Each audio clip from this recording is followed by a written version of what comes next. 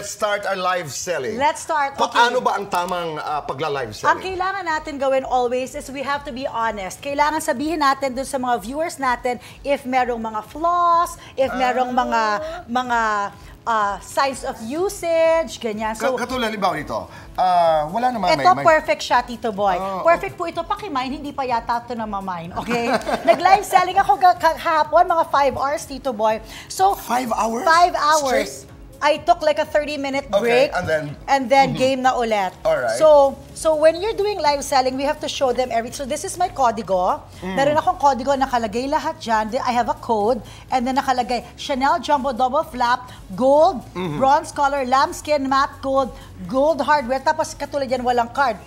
Tapos ito yung price na i-announce ko.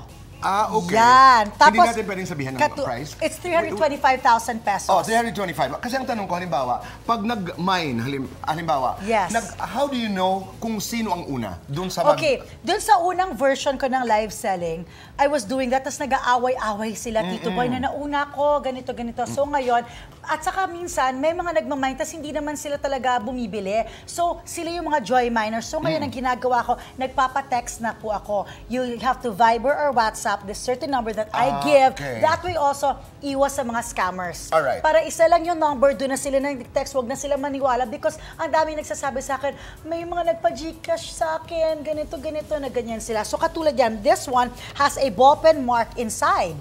So I have to tell them my ballpen my mark. ballpen mark because it's pre-loved. There, Tito Boy, my ballpen mark siya sa loob. So it's super small, you hardly see it, but we have to tell the people na meron siyang ballpen mark. Ganyan lang kaliit. Yes, ang liit kahit talaga. ganun kaliit lang, we have to tell them. So that's what I mean. We have to be honest kung ano talaga yung condition ng bag. And then, hindi ka humihinto talaga sa kadadaldal. Sige lang ng sige. you know what, Tito Boy, yung sinabi mo sa akin, yung tinuro mo sa akin sa day one na be yourself. Kasi Tito Boy, nung pandemic, na-addict ako sa panonood ng mga live sellers sa Japan. Nanood ako na nanonood hanggang sabi ko, kaya ko to ah.